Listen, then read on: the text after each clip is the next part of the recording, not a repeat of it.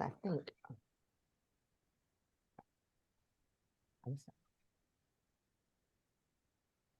All righty. Good morning, everyone. How are you? Well, we are so excited to be here. We have some individuals today that are truly going to be good reminders of why we're here, the work that's still ahead of us. And again, to really give us strategies from both the national level, from both the local level, from people with their boots on the ground, people making policy, and people funding things that are truly transformational. And so I'm so excited that you all are here today to join us. I know historically our format has spent a little more time around everybody kind of sharing what you've done over the last sessions since we've met before. And we still want to do that. So I ask that if you're somebody that's new to the group and this is your first time, if you could go ahead and drop your name and introduce who you are and what organization you're from in the chat. And then also, let's go ahead and share what's something that you've worked on in equity since the last time we met. And again, remember, we're not at a right or wrong answer. We're eating this elephant one bite at a time. So something that you may have worked on since we've actually, since the last time we've met. So, Joy, are you asking us to put that in the chat or to talk it? Well, let's go ahead and put it in the chat today, Gwen. Okay. Mm-hmm. And so could you repeat that? What you want us to do? I'm sorry. Something that you've worked on in equity since the last time we met. Let's go ahead and share it in the chat.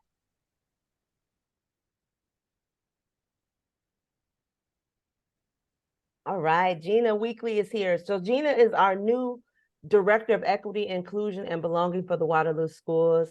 Again, if you don't know Gina, you got to know Gina. And I always say when people talk about talent and they're like, Joy, we don't know where to find talent. If you're not at the schools, you don't have a real recruiting plan, right? And so I always say start there. So Gina is a person you definitely want to connect with. And I also want to say good morning to Jean and Stacy, our founders of the network. How are you both doing today? Good. Okay, perfect. And welcome, Nikki. I see Nikki's here from Business Engagement at Iowa Works. Glad to have you here. And so I'm going to do a little level setting about what the network is and why we came together. I would share my screens, but I was sharing, and I know most of you on here, so I can say this. When I switched to my iMac, I'm not as good at presenting mode. And because I want to see all of you, I'm just going to share a little bit about kind of what brought us here in the original conversation. So we know in 2018, Waterloo was on that list as the worst place in the United States for Blacks to live. And we just know as a community that we would do something about that. Currently, we are still number 6 on that list. And while we've seen some progress, knowing that just being on that list is something that's unacceptable. And so the people that we have here today, they are doing work, again, local, national, to really address those kind of disparities as well. So really excited to that. And I'm so excited about that we're going to just really kind of launch into who they are, what they're doing, and how they're really making impact. So we're going to go ahead and get started with that. So I'll start with you, Monique Williams. All right. Can everybody hear me? Can everybody hear me? Yes, no? Yes, Ms. Monique, we can hear you, boo. Okay, how are y'all today? I'm Monique Williams. I'm the Senior Planning Portfolio Project Manager for American Family Insurance Institute for Corporate and Social Impact. I manage our portfolio around fair chance hiring, justice reform, and all things that are economic opportunity for all. And you just want me to give an introduction of who I am, Joy? Is that what I'm doing at this moment? Yep. Okay, yep. yeah. I've been working in this space for over about 15 years. My passion is those that are formerly incarcerated and justice impacted. As a community, I know the impact that the collateral consequences that happen with incarceration. And so it's just, it just became my passion. This is the work, not that I'm formerly incarcerated myself, but we all have family, friends, close loved ones, etc. So I know the impact. And so, yeah, trying to make a difference. Monique, and what is one thing, and we talk quite a bit, but everybody is going to get to know you soon as the dynamo that you are. What's one thing that you've done in the last 30 days? And for you, it's probably like since before we got on this call, to really kind of further equity in that area? Absolutely. So we are starting a new partnership with an organization called Defy Ventures. And Defy Ventures is an organization we work with here in Wisconsin. We're just expanding that partnership into prisons in Illinois. He has an entrepreneurship and training project in partnership with us where we provide books. There's assistance to get your LLC and all kinds of things while you're currently incarcerated. So then when you return home, they can open businesses. Not everybody wants to go and work for someone. So I'm really excited. This was a 3-year partnership we've already had with him for the past 3 years, that organization. And we're now going to expand that for an additional 3 years. And so I'm really excited to be in lockstep with the Defy Ventures. Another thing is I'm really, really excited is expanding into Phoenix, Arizona. We're working with an organization called RASA, where there is a push to get records cleared and expunged. And so we're going to be expunging about 100 individuals' records free of cost for them. We're going to cover the cost for that. And if you don't know, that the cost to get your record expunged can go anywhere from like $1,500 to $5,000 per case or per conviction. And so we're going to be doing that for 100 individuals in Phoenix. So I'm really excited about that. Nice, thank you. And a good thing about Monique that you don't know, Monique is a connector. So even the work we're doing here, she's already had us jump on a meeting with that group in Phoenix to talk about what is some synergy that we can have between Iowa and Phoenix, because the laws are very different, but how we can support each other is really, really important and critical. And if they have some best practices that we can implement here, Monique is already trying to make that happen. So I'm even excited to get Monique and Cameron connected as well. And so without further ado, we'll go ahead and go to Cameron to kind of introduce who you are, the organization, and then also the last 30 days, what's something you've done to work towards equity? Awesome. Thank you, Joy. And thank you for already being a step ahead of me and understanding that I'm going to get connected with Monique here very soon, very, very soon. Monique, really awesome work that you're doing. But folks who don't know me, my name is Cam Middlebrooks, lifelong Iowan. I don't really want to go into everything that I've done because I really want to focus on the work that we're doing now. But for the past 6 or 7 months, I've been working with an organization called the Reform Alliance. We are a national-based nonprofit focused on advocacy on the policy end, but with an express focus on reforming or transforming the probation and parole systems across America. What I think a lot of people do not realize is that there's approximately 5.5 million people in the U.S. criminal justice system, but nearly 4 million of those folks are on probation or parole. So that means the majority of people that are serving time of some sort are actually serving it in their communities. So our goal really is, again, to transform that system, to get as many people out of the system as possible, at least on a pathway out of the system, but then also put them on a pathway to wellness. So employment is a huge aspect of ours. To date, we've only been around for about 4.5 years, but we've passed 16 bills in 10 states and have created a pathway for over 650,000 people to exit the system. But specifically in Iowa, we've been working for the past 3 years. In this last session, we've actually started to have some success. We put forth a probation's credit bill, right? So in actuality, what folks will be able to do once they're on probation, they'll be able to earn time off 3 different ways. The first is a discharge credit. So meaning every single month that they're in compliance with the terms of their probation, they can earn 14 days off of the back end of that term. In addition, we have an education credit that's available, which for every educational achievement, Joy, and you can think of high school diploma to GED, post-secondary, or even some type of vocational training, every single achievement, they're going to be able to earn 90 days off the back end.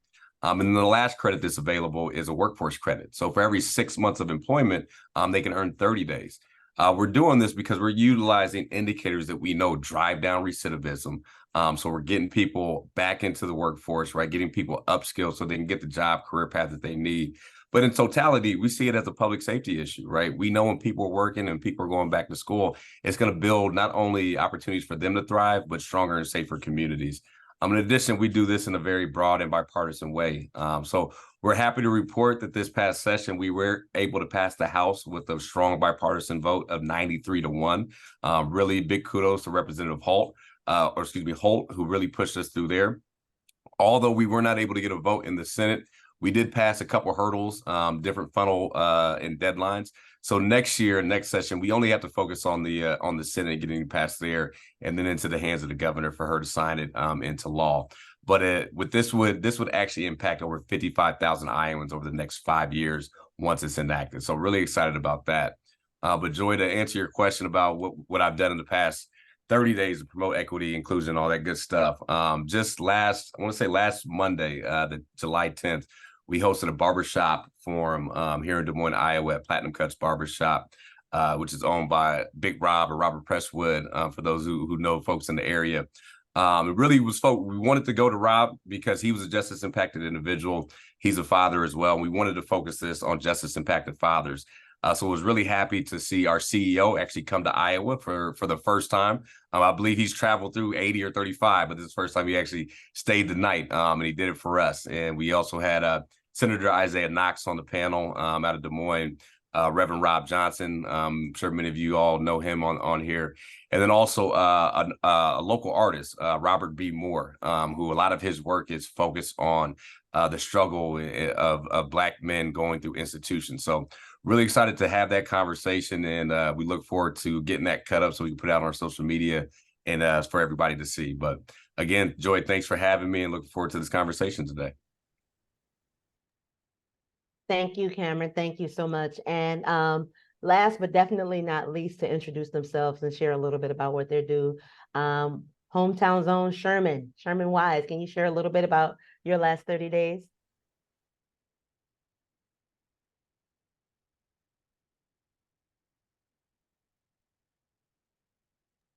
You are on mute, Sherman. Thank you for that. No, I said, first of all, I want to thank you for attending today and being part of this ecosystem. Like, even in your attendance, whether you're like Monique and your corporate, sponsorships, I mean, for like projects like ours, or Cameron is doing the legal work, I think that all of our efforts are important for pushing this initiative forward and making this something that becomes a normality instead of something that we always have to keep talking about, instead of, just making it consistent. But my name is Sherman Wise. I am a managing partner of Premier Staffing here in Waterloo, Iowa. We hire probably approximately 1,500 employees throughout the Cedar Valley and Hiawatha and Des Moines per year. I think a lot of this work comes from me being exhausted of watching the revolving door of employment, people not getting the resources they need. And my exhaustion comes from, we get to live our great lives while we're just giving people a piece of the pie and not really giving them the entire components. From there, I partner with the Department of Corrections and American Family Insurance Institute, who is our sponsor for Road Home, and we created a 16-step life skills plan. The Department of Corrections wanted me to work specifically with an all African-American male caseload, and we started classes, and we actually just finished our second cohort 2 weeks ago.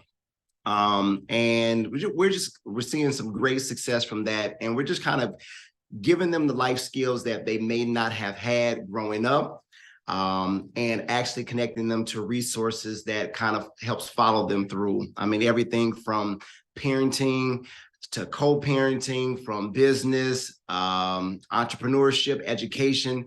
So just kind of connecting the dots for them and challenging their previous thought process and maybe what they've kind of, not had the support system growing up.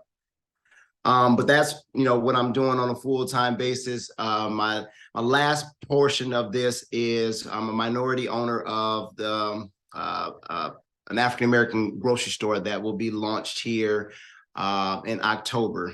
Yeah. Our goal is to, with our partnership with American Family Insurance Institute and CUNA and other great sponsorships, is to help support second chance hiring, and without having to do that middleman aspect of it. Now we have the reins to kind of make those decisions and get them from entry level to some management positions, and we're really excited to do that. Thanks, Sherman. Appreciate it. And I'm going to defer a little bit differently than what our agenda is, because Rhonda McRhino, who is the Director of Diversity at Hawkeye Community College, and they've been a wonderful partner of ours, and she is sharing some of that they're now starting to work with students that are also second chance hiring too. So Rhonda, I'm going to go ahead and have you share your initiative, and then we'll come back and actually explain to people kind of what second chance hiring is and how it looks. And Monique, I'm going to even have you give us even some language, because as we evolve this concept, we need to even have some language behind it, and then we'll go to each person about it. So go ahead, Rhonda, if you want to go ahead and share I something. was already thinking about the language. I was going to say not second chance. We're not Yeah. highlighting the mistake. We want to be equitable. We're going to say fair Yes. chance. I was literally in my head thinking about the language. Exactly, exactly. Well, first of all, Joy, you know, I'm Team Joy all day. I'm just so excited that you always have your finger on the pulse of everything that we're trying to move forward on. So thank you for this, especially because I got to meet Monique and Cameron in this. We're working here at Hawkeye Community College. We have a peer program. It's working with justice and involved individuals. And Nina could probably talk a little bit about that. Nina's our VP. So one of the biggest issues, though, one of the biggest hurdles or barriers, if you will, is transportation and housing. So we're trying to figure out if we want to reduce recidivism and if we want to improve the economic inclusion of our reentry students, we need to look at those major barriers. And there's a lot of local housing authorities that will not rent to individuals who don't have major convictions, but that really gets in the way of them persisting academically and educationally. And as you know, here in Iowa, especially with Black males, they take away their L so they don't have transportation. So they can't get to school, even though they have the aptitude and the attitude, and then they don't have a place to stay. So those are two of the issues we're really trying to work on. So my heart is smiling right now. Monique and Cameron and some of the rest of you, Sherman, of course, I look forward to connecting with you to help address or come up with some solutions for those students. I would love to partner you. Monique and I had a conversation in our meeting yesterday about that housing and those disparities. So I would love to learn more. A business partner and I have just actually purchased a fourplex that we're wanting to revitalize and help that same population. So yes, I would love to have more conversation around that as well. Because HUD has given some requirements, but some of the local housing authorities, they add on top of that, making it more restrictive. And so I think this is an opportunity for us to educate them on their flexibility. You know, they don't have to be so restrictive, but that's a whole nother conversation. Definitely. But again, it's a conversation that needs to be had, Ron. I was actually just speaking with one of our coalition partners last week over, I believe it's One City United.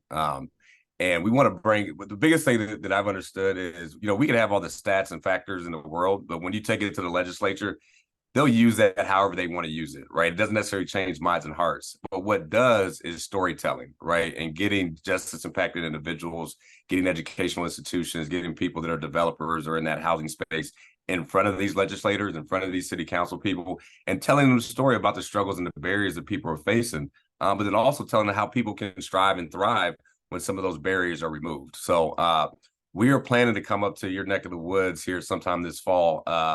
So you're probably going to get reached out by me next week anyway, but I'm glad we're meeting here today. I love that.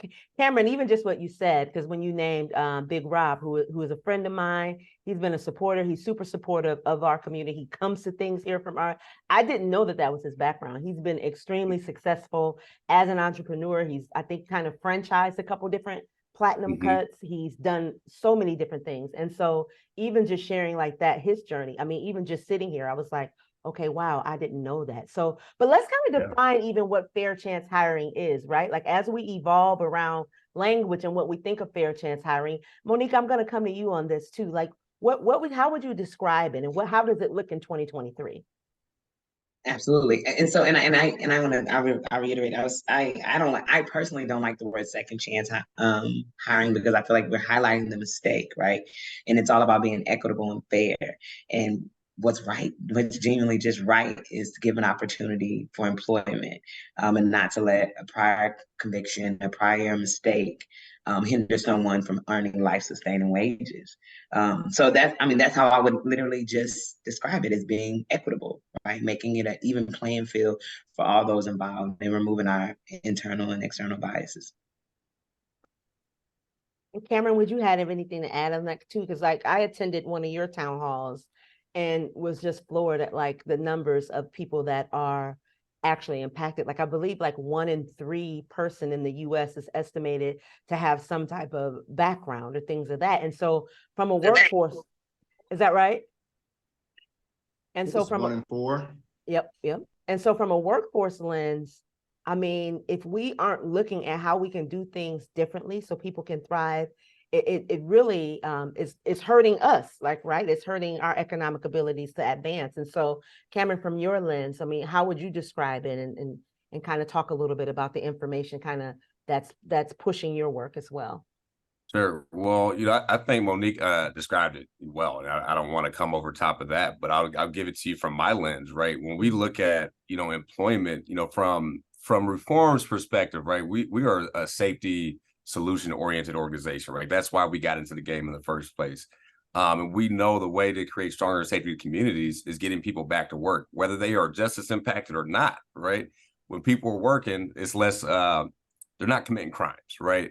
But when you look at the numbers, we see, and this is national numbers, right? But 2 out of 3 people on probation are making less than $20,000 a year, right? Think about, I mean, that is so below poverty, it's insane. But more than 3/4 of formerly incarcerated individuals, they remain unemployed after a year. And the reason behind these are the barriers that are put in place when folks are on probation or parole, right? They may have the requirement to go get a job, but they also may have a curfew. The problem there lies that the only job they can get requires them to work past their curfew, right? That's a huge barrier to success, right? We've already mentioned the transportation barrier. We mentioned the housing barrier. What we understand is we have to work with communities, work with states to change their process of how they supervise individuals, right? Instead of being tough on crime, we got to be smarter on crime, incentivizing people to get back to school, and then working with our public institutions to provide that, incentivizing people to get back to work, and then working with our businesses and our recruiting agencies to provide that, right? And not putting unnecessary or undue barriers in place that's going to stop somebody from being successful, right? Because at the end of the day, when you look at the criminal justice system, right, we're talking about making communities stronger and safer. Well, let's do that in the way that we implement our supervision practices as well.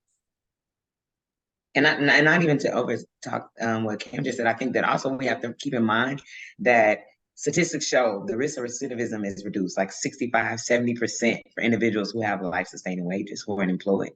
Mm-hmm. So if we want safer communities, people have to go to work, right? Mm-hmm. It's just that simple. And Monique, I kind of know some of the things. Oh, go ahead, Sherman. Go ahead.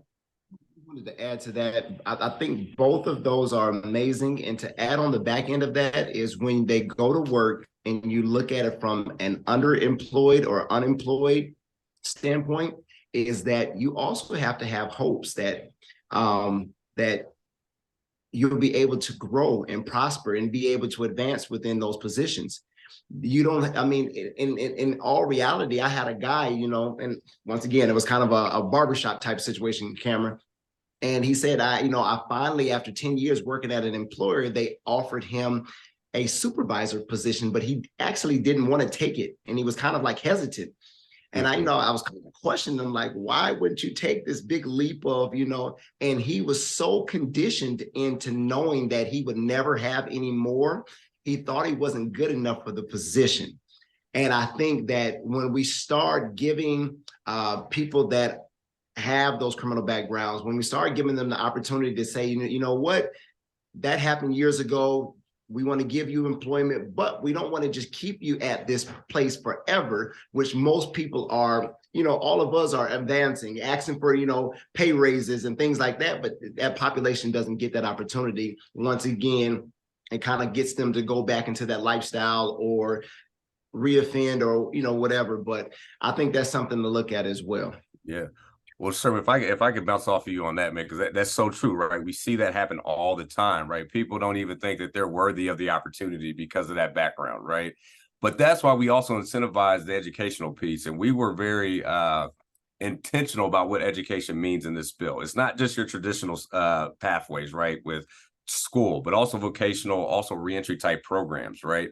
So I really believe we have to do just as much work in the soft skills as we do the hard skills. So folks are prepared to have those conversations, are prepared to process those future opportunities, right? And that's key, because it just in the conversation last week, we had a justice impacted individual who say the same thing you just said, right? Didn't want to take that next opportunity because they didn't see the value in it for themselves. They didn't see the sustainability in it for themselves either. And I'm gonna go to Monique on this too, because as an employer and an insurance employer too, right? So one of the fields that you have to be so many criteria they would tell you, right? Like my mother's an insurance agent. She just retired. So I've come up with her working under there. And so I know typically, oh, we can't hire because of this. We can't hire because of that. And yet you all have figured out some ways to be very, very supportive, like really not only saying this, but getting behind it with your dollars, but with opportunities as well. So could you share even a little bit of that journey, and what are some things that you do at American Family around that? So I'm really proud to say that I work for an amazing company. We, with the leadership, Naira Jordan is on the cause, our leader for this team. We took an opportunity to take a deep dive into our own policies and procedures and just see what our hiring practices were and what we could be more inclusive. And from that year plus long work, we joined teams with talent acquisition, HR, legal, everybody at this company is a huge company, to try to figure out a solution to be more inclusive to those that are just impacted. We discovered there was no blanket statement, right? We can't hire this type of conviction. We can't. There's a couple things that would have, that it could be some restrictive, but it's not necessarily restrictive of the employment. It's more of the licensure, right? Like if someone has to be licensed, sometimes those states don't allow for them to be hired for the role. We discovered that if the conviction, the conviction is not related to the employment or the position that you're going to be holding, we can hire you. So we partnered with some really good organizations like Next Chapter, Just Dane, which is local to Madison, Wisconsin, and several others to bring on top tier talent. So that was another thing, is like it was a life sustaining wages for us. We weren't interested in entry level positions. I targeted leadership roles and non-entry level roles for like the first part of I'll call it a pilot, first part of the pilot for some of those positions in hiring that we did. And it was successful. Working with our community partners, we told them what we needed in employees. We told them what the positions would be looking for, what kind of skills would be necessary. And we allowed them to be the subject matter experts on providing that wraparound support and giving that additional back support that they needed. And we just brought them in as employees. And we didn't, let me also say, we didn't give anyone employment. My strategy was to throw them in the bucket with everyone else who was applying for a position. And time again, the individuals that we worked with those different community-based organizations and partners we worked with, those individuals just rose to the top. And I mean, six-figure salaries in IT careers, right, as developers, which is just unheard of. As an insurance company, it could be done. Like that, there's definitely some barriers. There's the breach of trust crimes that we have to be careful what roles we can put those individuals in because of the way the laws are. But other than that, if you have the talent, if you are qualified for the role, you get a fair chance at actually applying and being employed.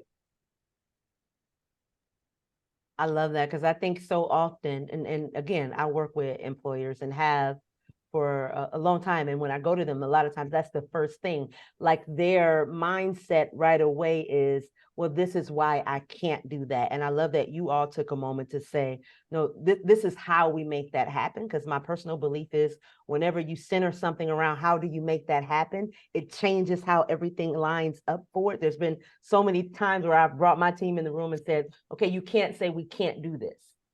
if I say we can't say you can't do this, then what do we have to do to make this happen possible? And then from that, we're able to come out with a solution. But it's almost sometimes you have to coach people to be a mind trip. And so Sherman, as you go out and you're placing individuals actually in opportunities, what's some of the challenges and how have you overcome that? And listening to Monique now, thinking about that, because I'm sure we have employers that's not the way they addressed it. Well, so I'll answer that question, but I want to give this statement before our time gets up, because we're going to go fast, and I think we're already having a good time, and I've already seen us piggyback off of each other. When you're talking about fair chance hiring, I'm a product of that. I am that felon.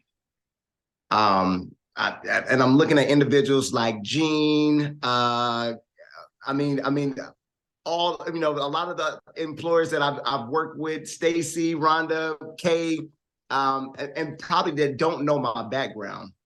But when you kind of get rid of that population, you don't allow individuals like myself to thrive.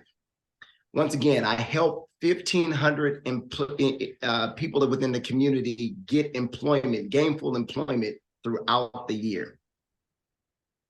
But discriminating against an individual like myself, we don't give people like myself that opportunity. So I wanted to say that because I wanted to put a face to fair chance hiring. Because I think we need to have some sensibility to say, you know what, I can go in there on a regular basis. I am in meetings with millionaires on a daily basis, but I'm also walking past our grocery store and I'm meeting a homeless guy in a wheelchair and I'm having a conversation with him as well. So I think that when we start to kind of humanize what this actually looks like and what it could look like, I've worked for Wellmark Blue Cross Blue Shield. I've worked for the University of Northern Iowa. I've taught at UNI, all while having a felony. But what we look at it is, I think that felony was when I was 22, selling marijuana, thought I was smarter than the world. I think I still am smart, but a crazy mistake. I have a felony from that. But that was also 20 years ago, and kind of like, Joy and I have talked about, Monique, Cameron and I, in the state of Iowa, that charge kind of follows you for the rest of your life, and it becomes a life sentence in a sense.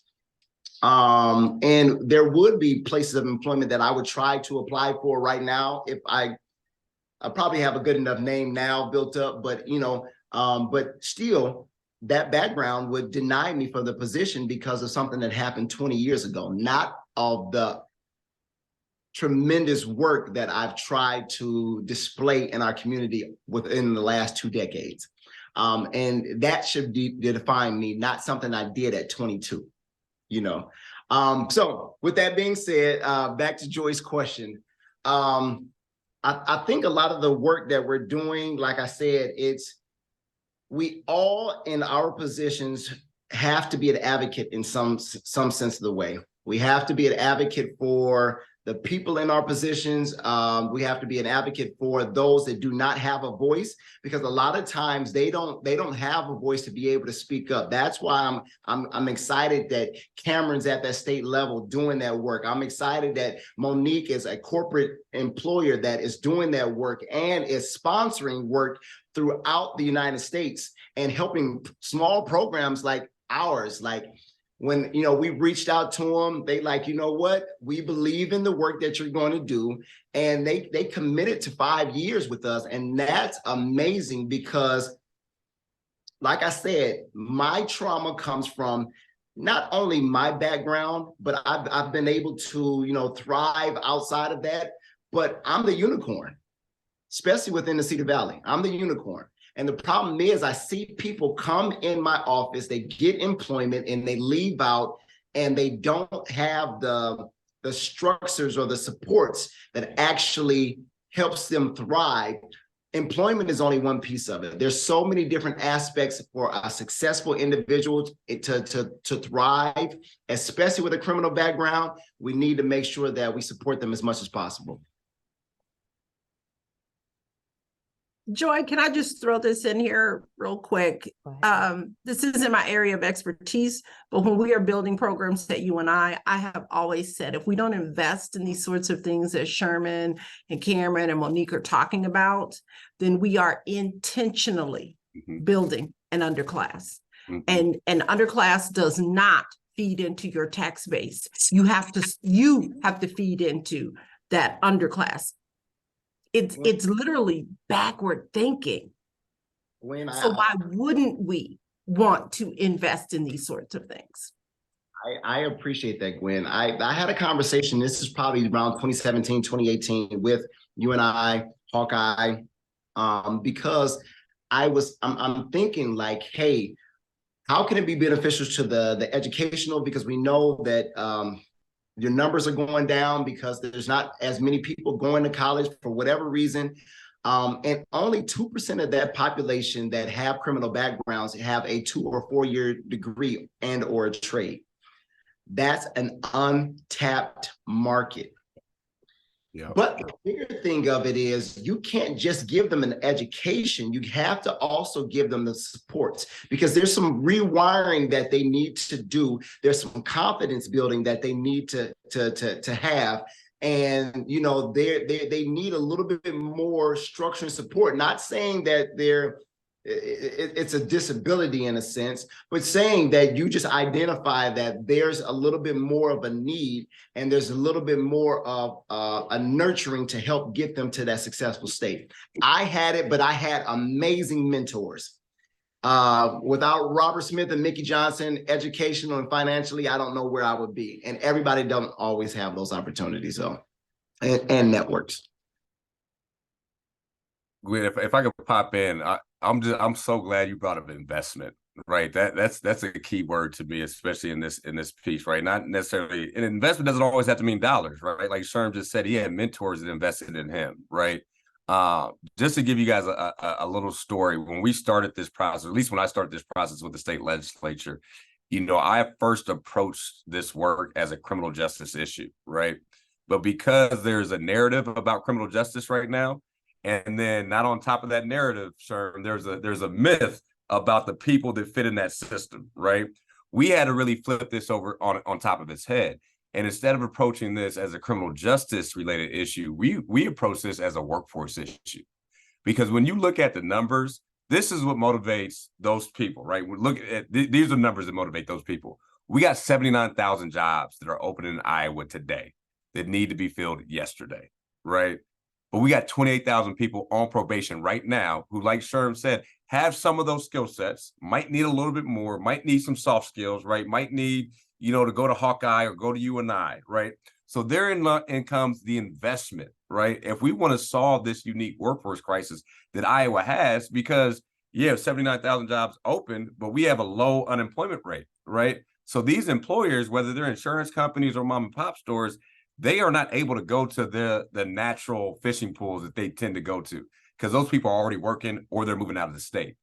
But guess what? We have, and this is a bad phrasing, so I apologize for this phrasing already, but we have a captive audience with these people on probation and on parole. They can't leave the state because of certain barriers, right? So why not invest our capital into them so we can fill these roles?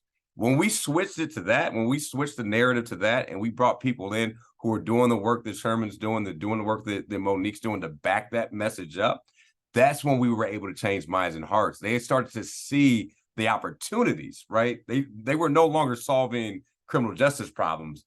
They were solving the workforce problem. And sad to be, you know, I mean, that's how they get funded, right? Those are the people that fund them, the Hy-Vees of the world, right? The insurance companies of the world. They want their workforce problem solved. So this is how we solve that problem. We have to change the narrative on this, right? As Monique said, let's not talk about second chance hiring. Let's talk about fair hiring practices, right? How do we get people in these pipelines, right, in order to be successful? And at the end of the day, that's going to solve our criminal justice problems, right? Because we know it lowers recidivism, it builds stronger communities, it builds safer communities. But it's the workforce issue overall that we're solving. But guess what? People that are just as impacted, when we do it the right way, they're going to be the most impacted by this over time. Thank you, Cameron. That's such insightful. And someone just mentioned too that July is Disability Pride Month, right? And so definitely when we talk about fair chance hiring, if we make things equitable for individuals, Gwen, what's your favorite saying about a rising tide? Okay, go ahead. Lifts all ships. Lifts all ships, right? And so with us making those investments and making sure hiring is more equitable, making sure that we're making people have opportunities. And I love that, Sherman, you said you had mentors and that you had people invest in you, because when we think about it, none of us got to where we are without somebody investing in us. And oftentimes I think when it comes to fair chance hiring, when it comes to working with people with different abilities, people think about that as, oh, well, I got to do this, but not a one person. If you're on this call, at some point, somebody invested either your time, talent, and treasure into seeing you thrive. And so we got to kind of rethink about how we look at that, right? And make that a part of a sustainable process, right? Like, how do we build those systems where when you're working with Hawkeye Community College, it's sustainable? So even when the fabulous Miss Rhonda leaves, if she was, which we never want that to happen, or when it's time for Gwen to go lead something in marketing huge, right? We still have these systems in place that the students are supported on their campuses. Nina, I'm looking at you over at Hawkeye. I know you've done some amazing work. Jean retired from the economic inclusion, and I can only hope to remotely feel some of the things that she's done. But as people go further and change in life, how do we even make this systemic so that we can see the change we need to see? And so I'm saying that at all, but I'm also positioning as a question to all of you. How do you see us making fair chance hiring, doing systemic change? And Monique, I'm gonna start with you. I think for us as a company, it was putting policies in place, right? Policies and procedures in place so that even if I'm not in this role, the next person who comes after me knows exactly how we should operate and being more inclusive in our hiring practices. Also, I call it the road show. I feel like me and Naira went on a road show for like 2 years where we literally talked to anybody who would listen about fair chance hiring and justice reform and economic opportunity for all. And just, I think by changing those hearts and minds, you got some advocates and some champions for this work that will sustain my legacy in this place. So I think that's how we make it systemic, is we literally put policies and procedures in place, let everybody know what's going on, find your champions, and that's my suggestion. And Sherman, I'll come to you as a person that is hiring and getting people in place. How do you see that? I definitely think policy and procedures, but I would also add to that, work on repeated trainings and company culture. I think you have to identify company culture because it has to be embraced. I mean, we can put all the checks and balances in place, but if people aren't trained appropriately, if we don't understand our biases, if we don't understand like why it's important, like Cam was saying, like when you're looking at it from a point of, the point of view of having to be so strategic instead of saying, for me, I always like to use the word intergenerational incarceration, because I think that all of us are passing down the torch in some sense. And in other sense, people that are being, disenfranchised, they're passing down the torch, but it's just not a positive one. So we're seeing friends, I seen a guy that actually was involved in a shooting in the 90s. His son just was involved in a shooting maybe 6 months ago. The passing of the torch. How do we break that cycle? But like I said, once again, it's about, changing company culture, addressing that how we can also not only who are the champions, how can we all become champions as well?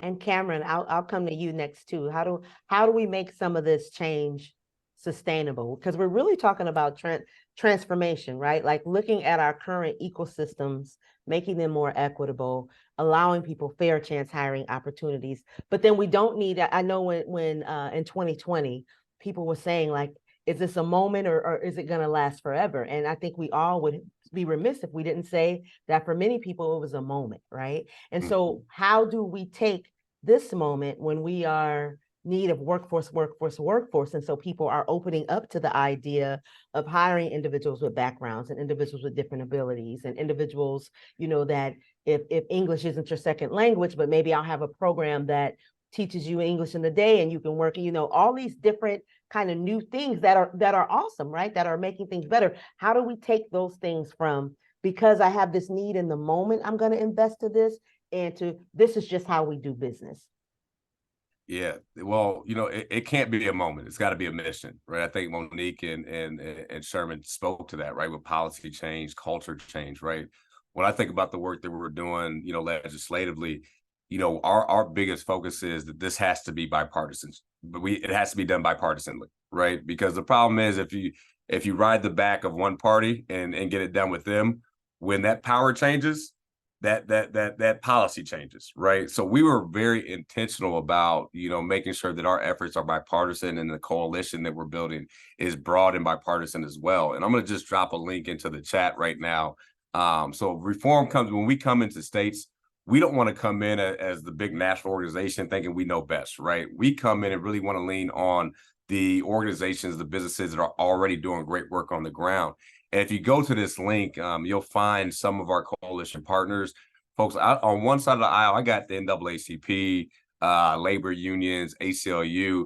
And on the other side, I got Faith and Freedom, CPAC, very conservative-based organizations that are truly about this work because of the workforce component, right? Versus those on the left who are about this work because of the people component. I'm at the point, I don't care how you get on the boat, as long as you're on the boat with us and we're rowing in the same direction so we get this change done. Because again, this is not a moment, it's a mission.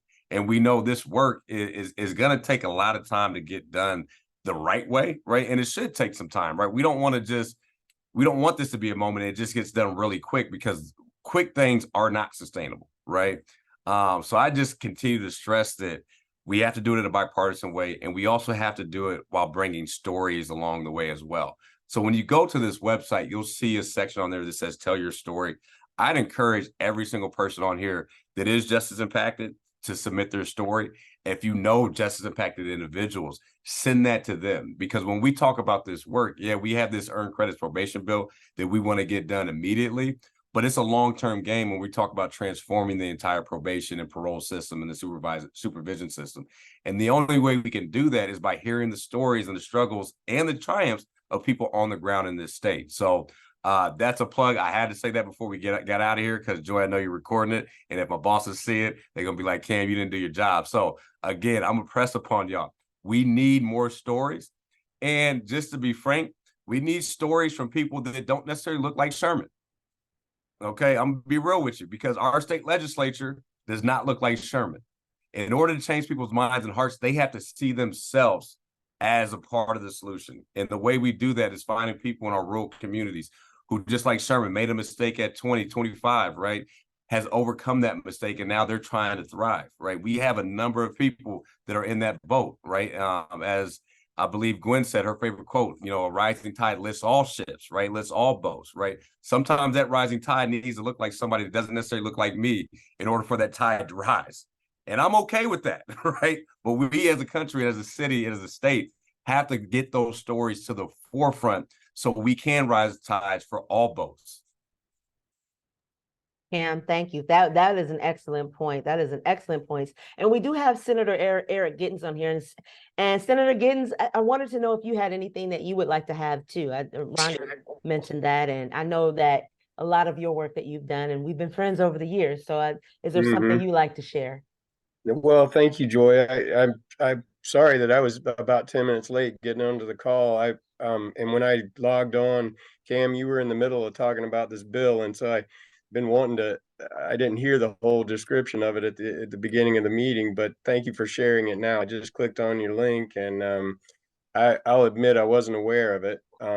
Glad to know about it, and all of your comments about having to work in a bipartisan way are spot on. That's the reality of the work that we do now in the state of Iowa. And I I do my best to maintain strong, positive relationships with everybody in the Senate, because as a member of the minority party, if I want to be effective, if I want to do, I've got to work with Republicans. So I will, I'll just commit to you to do whatever I can to support this bill. Every time I've hopped on one of these Cedar Valley Economic Inclusion Network meetings over the last couple of years, I've always said, give me ideas of ways that I can help as a state legislator, and here it is. So kind of waiting for an idea like this. You've already got it in bill form. So I really appreciate your efforts and your work. And I'd actually love to meet with you in person sometime, chat more about it. Any way I can be helpful in trying to advance this and making connections with other colleagues, that kind of thing, I'm happy to do whatever I can. So Awesome. thank you. Hey, you just made my day, brother. I love it. This is the work I want to do. So I appreciate it and I love it. Joy, if you can get me the senator's contact information, I'll send you over, what the bill looks like right now. Obviously, as you know, it goes through the session. It changed a little bit from what you're probably going to see on that website. But just for your edification, Senator Busolo and Senator, oh man, I'm just blanking on his name, out of Ankeny. They sponsored the bill for us this year. We were able to get it through the funnel on the Senate side. Just was not able to get a vote on it on I think it was like the last Monday of the session, which there's probably about 89 things on the chopping board that day. So the Senate is our only focus this year. So yeah, sometimes little conversations as those funnel deadlines are approaching and all that, it can mean a lot, so sure. I'm happy to try to do what I can in that way. So I just put my email address in the awesome. Chat, and I'd love to connect with you. Sounds good. Alrighty, and we're getting near the time, and I still do want to allow some of our longtime members. We always close out by talking about things that we were disappointed with, things that we were pleased with, and acknowledgments as well. And so before we move into that, I want to allow each of our guests to kind of share if they have parting words they'd like to share. I'll go first. I'm always excited to talk to Joy and Sherman and our friends in Waterloo. I'm always impressed at the how did I explain it to you yesterday, Sherman?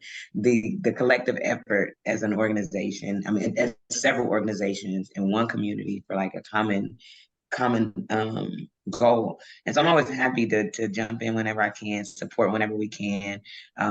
This was a really, really good meeting. I'm excited to be invited, and I look forward to learning more about the work that you guys are doing.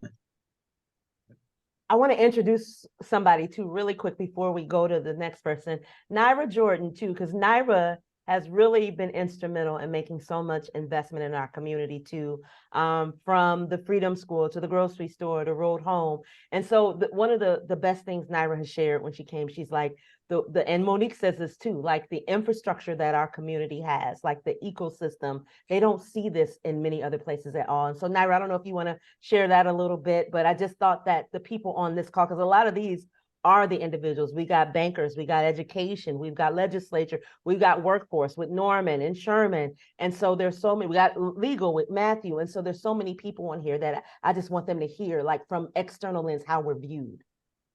Yeah, absolutely. Thank you for putting me on blast like that, Joy. No, I am so happy to be here. Waterloo has become a community that has adopted us. And so we are very fortunate. We don't take it lightly that a community has let a corporation like American Family Insurance be a part of the incredible work that's happening there. So we don't take that lightly. And so we appreciate that trust. Absolutely, we are so fortunate that we get this proximity to Waterloo because we're looking for other Waterloos. You all have turned everything on its ear for us when we think about community investment, community innovation, economic development. And so for us, it's, as Sherman said earlier, it's a multi-year commitment. We believe that if we are partners, we are in it. And so this is not a brand play for us. This is not a, hey, look at what AmFam is doing. It's looking at the incredible work that's happening in the community of Waterloo, Iowa, and all the individuals and organizations that are engaged. And our question is always, how do we amplify and support what you're doing? This is not about AmFam wants to see X, Y, and Z, so can you execute on that? We listen to Sherman, we listen to Rodney, we listen to Joy to inform how we show up in that community, and that will be the way we continue to show up. So we are just always grateful that we have been allowed to be a part of this inner circle of Waterloo, Iowa, that's doing this incredible work. And so we are just very fortunate and grateful. And so we're continuing to look for ways to support. And like I said, we have a national lens. And so we're looking for other communities that we can engage in this way, because and it's hard to find, let me just say, in the research that we've been doing, because we are looking for another community that's doing it so wonderfully like you all are doing. Thank you. Thank you, Naira. We appreciate that. So often, I think when you're caught in it, you don't view it like that. But when you first said that, I was like, wow, I think that's a message that would be amazing to share. And especially because that 24/7 Wall Street report. So it actually talked about Waterloo and Cedar Falls. And even that as a community, how people have really come together to address it and do it at a time when, things are still super polarized in other places. But as our community, it feels like we're still all working together for the common good. So thank you so much, Naira. And we really, really have truly appreciated the partnership with you. And so also in closing words too, I'll go to Sherman and then we'll close out with Cameron too. So I always brag on Naira. So I added Naira's TED Talk in the chat. So if you get a second, please, I know she's going to get me, but anybody that is in this space that wants any more information, I just think that what AmFam Insurance and the Institute is doing, I just think they're doing some amazing work. So I always like to kind of like share the TED Talk, share what they're doing. And it's unique, man, because I think the cool thing about everything that we're doing is always good to learn from one another. So I think that's definitely vital and important. But I just want to, like I said, I kind of go back to the word ecosystem, man. I think that with everybody, whether it's at the state level, whether it's changing laws, whether it's donors, sponsorships, whether it's educating, whether it's being champions for this work, I think it's all important because it's vital. Because there's so many people in need. When you're looking at one individual, that individual has parents, that individual has a community that's around it, that individual has, could have children, employers need it. So there's so many different components that fair chance hiring would affect. And like I said, I mean, I'm so passionate about it because I am one of those individuals and I see them on a day-to-day basis. And if I can say anything, our communities need our help. So please continue to be champions. Okay, Cameron, do you have a parting? Yeah, man, I don't know what more needs to be said. I just, again, I'll throw out some shameless plugs because I want you all to be a part of our network, the Reform Network. An easy way to do that is just text reform to 81411. Again, that's just the word reform. Text that to 81411.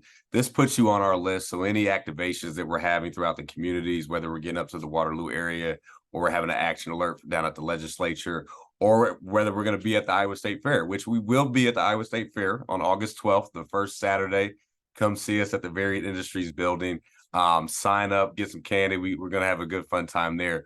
But, just continue to stay engaged, man. Joy, I hope to come back and at least even be just a participant or an attendee to some of these meetings, because we have to continue this conversation and continue the dialogue, because we have to change the narrative on what it means to be justice impacted, on what fair chance hiring truly means. It's a way for us to build stronger and safer communities, right? We're not doing people a favor, right? That's not what this work is about. This work is about giving people their just due. They've served their time. They've paid their dues. Now let's get them reacclimated back into society so we can build stronger and safer communities. But I will definitely probably be reaching out to every single one of you on this call at some point. Joy, I need everybody's contact information because I want to talk more about what we're doing. But more importantly, I want to talk more about what you all are doing. Because when we build out coalitions, again, reform is not the lead in any of this, right? We just want to come in and support. And every year, we also have a grant program that we do This past year, we were able to grant out about $100,000 to 4 organizations in Iowa, one being Urban Dreams out in Cedar Rapids, where we helped to fund their summer youth employment program, AFIS up in Fort Dodge area, and then 2 organizations in Des Moines between Creative Visions, which some of y'all probably know, Representative K. Abdul Samad, as well as Big Brothers Big Sisters of Iowa, which I didn't know at the time, but Big Brothers and Big Sisters started because those kids were coming from justice impacted families, right? So as Sherman said, right, this isn't just about that individual that is going through something, right? This affects the entire family and affects the entire community. So I'm happy to be a part of this conversation and look forward to continuing it with you all. Thank you, Cameron. Appreciate it. Thank you to all our guests today, too. And so we're going to close out. I know we're 2 minutes over time. I just want to give, if there's anyone else on the call, Jean, I might even start with you. Is there something that you were disappointed, please, that you'd like to acknowledge today? Thanks, Joy. First of all, this was an excellent conversation. I'm happy to be part of this again. I was disappointed, however, that to some extent we're singing to the choir with those that are on the call today. I'd like to see more employers and businesses represented. So I'm going to try and reach out to some of the people that have been involved in the past to see if I can get them to be engaged again, because the people need to hear this conversation. And I wish we had more employers and businesses on the call, but thank you for allowing me to continue to be part of this, and excellent presentation today. Thank you, Jean. Appreciate it. And I would love that too. As a matter of fact, I'm at SHRM in 2 weeks, so I'll even piggyback off of that too and make sure that our employer base knows as well. So is there someone else that would like to share something they're pleased, disappointed with, or something they'd like to acknowledge? Joy, I'll say this quickly. I think we've got to at some point start to talk about what's happening at the legislative level when it comes to DEI. So, and I didn't introduce Gwen when she was talking earlier, and I should have. So Gwen is the Chief Diversity Officer for the University of Northern Iowa. No, Gwen, because you all are. And so while they are doing great work, literally right now in our state, I'm sure most of us are aware that their jobs are at jeopardy as people are talking about getting rid of diversity programs in our schools, which is going to impact enrollment in a huge way.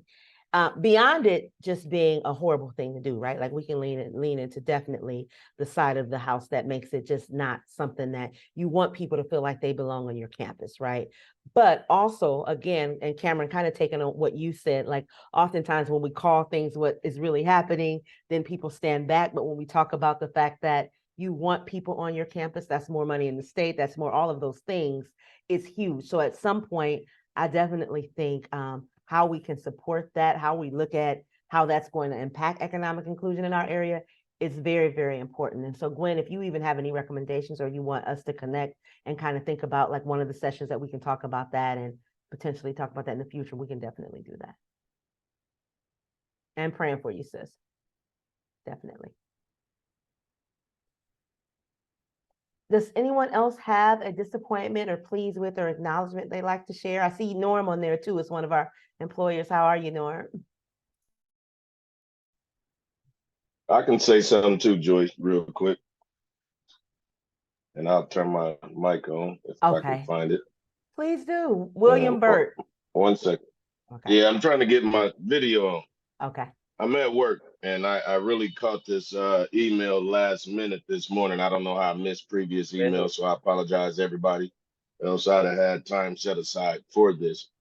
But I really appreciate you, Joy, inviting me to this space. Kind of like Sherman, I got a similar background, prison background, felonies, and people invested in me in the community as well. And just seeing that there are people that care and can guide and kind of set your path back straight, it gave me a passion for my, of my own to be a part of conversations like this. Cam, we've had a couple conversations where I'm hoping to be able to work with you a little bit in the future. And Joy and Sherman, we're already partnered up. So I'm looking at getting these deep into wherever I fit in at. So I appreciate you guys having me in this space and in this conversation and looking to see where I can grow and become more of a voice. We appreciate everything you've been doing. We do, we do. No problem. William Bird is the owner of Cut Kings, and so he also has a brick and mortar barbershop, but he's also been looking to launch a mobile barbershop too. So he's been at the state, he's been in legislation, he's gotten some things changed as well. And William, we just really, really appreciate that. I have a nickname for him too, but I'm trying to be better. I want to say K Bird so bad. No, it's all good. That's what everybody calls me. So Okay. it's all good. I'm comfortable. Okay. We appreciate Will is amazing. I mean, and if he didn't share that, I wouldn't have known. I'm just saying, he's that great of a person. Sometimes we don't need to, those things don't even matter. You're just great at what you do. Thank you. Our past is just our past. But yeah, it's been great. That was I appreciate that, giving him that energy. Yeah, thank you. Yep. No, this is just refreshing to hear, you know. And it's good that we're working in the same space, trying to solve the workforce problems. But this is great, and I want to be knee deep in as well. Whatever we can do to make things better, I'm all in 100%. Thank you, Norma. Appreciate it. Would anyone else like to share anything? I know I want to wrap us up. We'll be 10 minutes over time, and you all are extremely busy, so I definitely want to be aware of that. But I didn't want to give people that maybe still wanted to share something not have an opportunity to. So let me know. All righty. Well, if we all have been able to share, please, we're looking for future topics around economic inclusion. Again, I don't have all the answers. We have to do this as a collective. I love that Cameron talked about, with reform, that they believe that, it's not for them to come in and say what a community should do. They actually need to talk to the community and get the voice of the community. And so as we are doing these, very, very open to future topics, very open to future speakers. Next time, I think we'll spend some more time even in the beginning, so you all can share if there's certain things that you've been working on. And Gwen, I definitely think we should connect on that session as well too. Monique, Sherman, and Cam, I knew this was going to be an awesome session. It did not disappoint. It was very, very good. And of course, we just appreciate each of you for your connection here. From Monique on a national level, putting a focus on energy here, Cam up in Des Moines and his policy and advocating, and Sherman for having the boots on the ground and working with the individuals on a day-to-day basis. We just appreciate you all. And so without further ado, with a minute to 12:40, we're going to go ahead and close out this session for today, and everyone just have a great day. And again, we'll get this recording out probably by the end of the day today. So thank you, everyone. Thank you, everyone. Let's join.